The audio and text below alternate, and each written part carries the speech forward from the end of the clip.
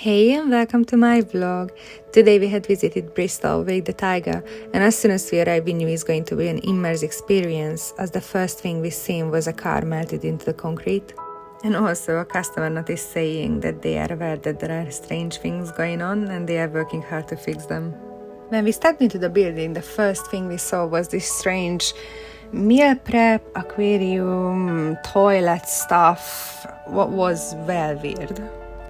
Then we had the chance to find out that there is 200% more, bacteria on your cutting board than on an average toilet seat. We quickly bought the tickets and headed over to the next door.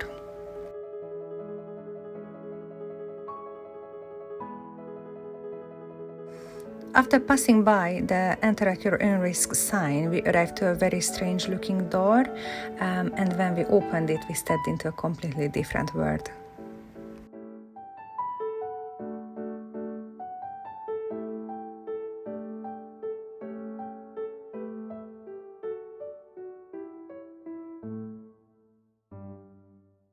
Soon we have found ourselves in a place that looked more like a colorful marketplace full with lights and fluffy clouds.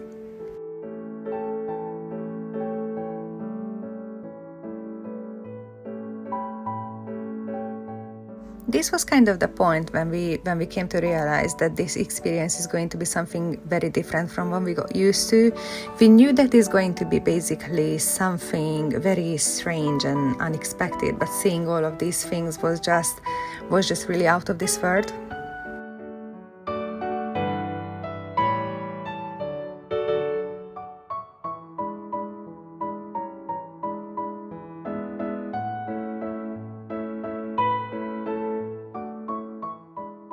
After every corner and at the top of every stairs, there was something that didn't really make sense, but everything was just so colorful, flashing, and unusual. And I think this is kind of like the magic in this place, that you don't have to understand it, but just enjoy what you see.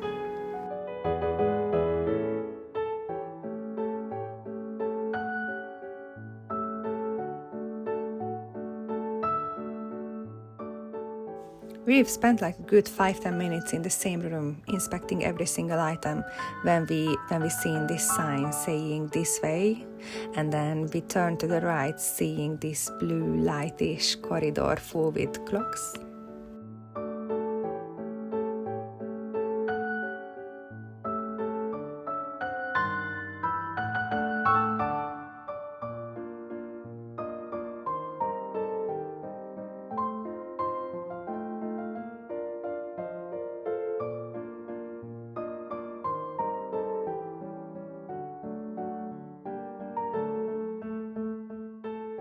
The next room seemed to be someone's kind of like office room.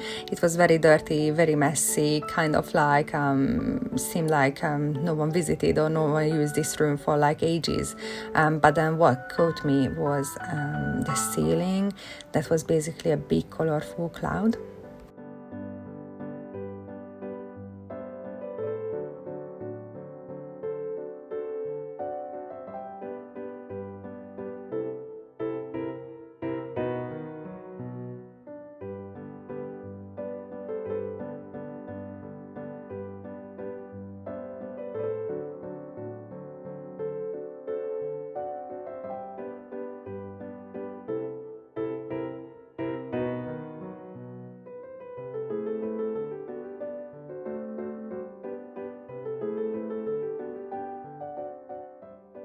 After that room, we found ourselves on a jungle-style corridor.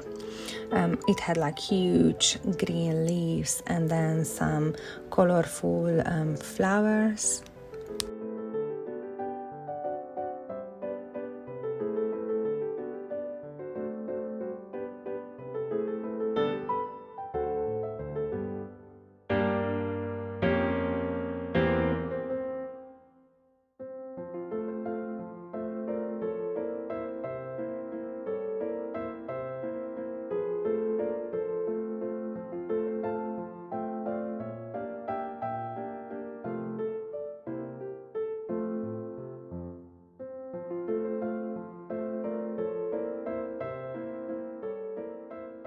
The next room was very dark and there was no lights except the one that was kind of like floating around on the floor, and then in one of the corners we could see this big mirror ball. So obviously my first thing was to walk in and take some decent pictures.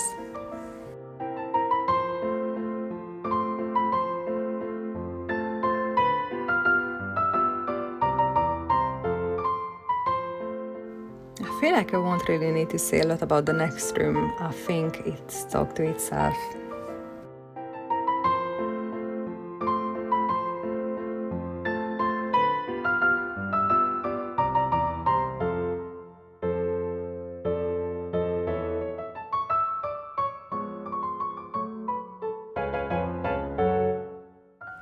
What I have also really enjoyed at Wake the Tiger is that behind every wall and every corner and behind every door you could find something that you would never thought it's going to be there, like hidden images and flashlights and all sorts of things.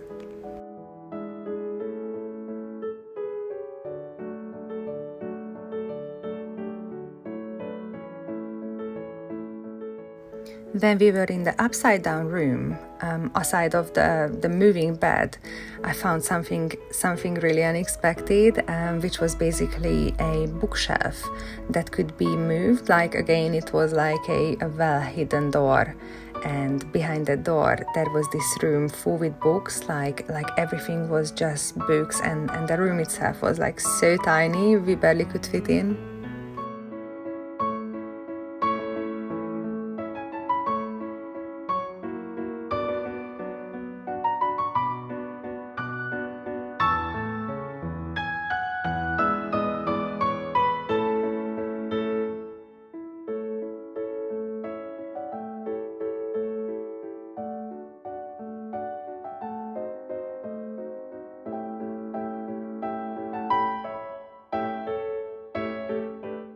Then all of a sudden we found ourselves on a metro station, underground station. I couldn't really decide what kind of station it was, but it was just so damn magical.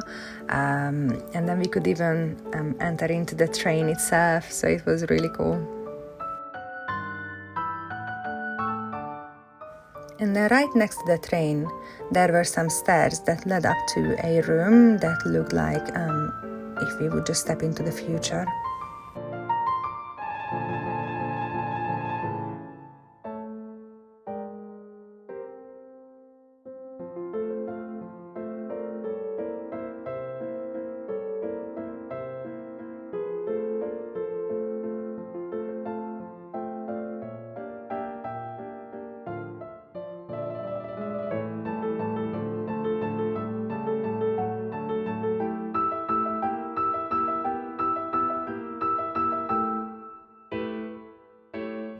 As we have gone through the next door, I was a bit worried as our baby was with us, and there was this sign saying that the room is containing like intense moving visual effects and then contrasting colors. So I was a bit worried it's going to be too much to our baby, but luckily she enjoyed it just as much as we did.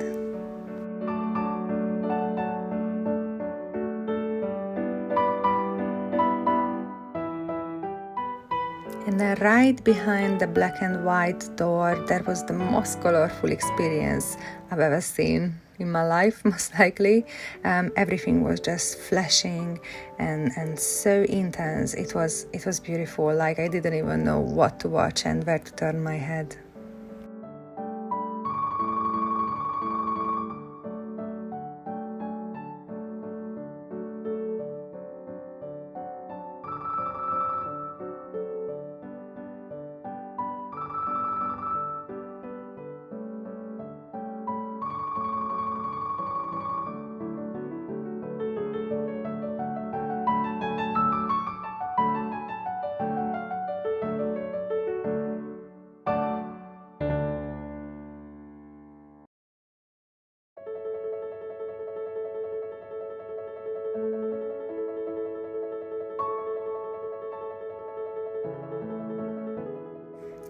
And sadly, we got to the end of this experience.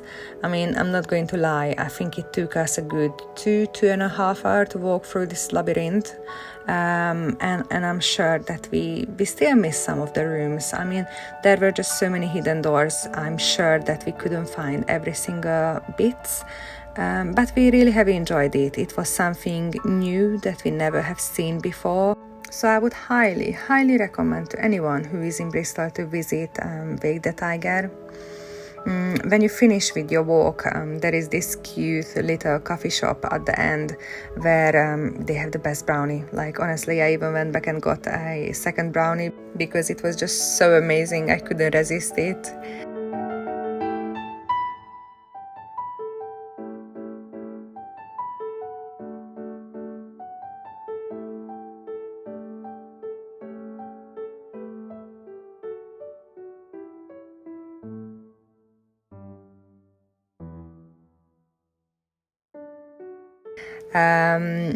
So at the very end, after the coffee shop, you can find also a gift shop, obviously. So we didn't miss the opportunity to buy some magnets because I always do get the magnets. So thank you very much for watching. I hope you have enjoyed Wake the Tiger just as much as we have enjoyed it, and I will see you soon on my next vlog.